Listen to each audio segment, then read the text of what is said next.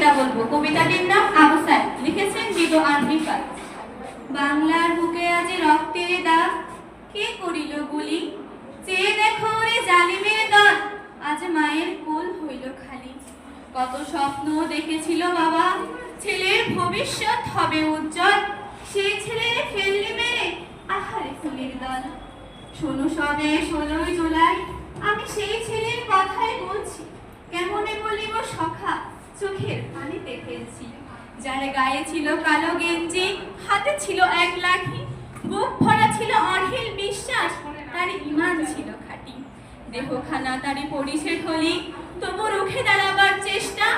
কজন আর সহ্য করিবে আবু সাইদের শেষটা। আসিল ছুটে কজন মিত্র, তাকে করিল ধরাধরি। বোনটি আছে পথে, ভাই ফিরবে আমার বাড়ি।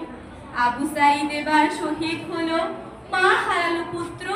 এই কি তবে মুক্তিযুদ্ধ, স্বাধীন বাংলার সূত্র?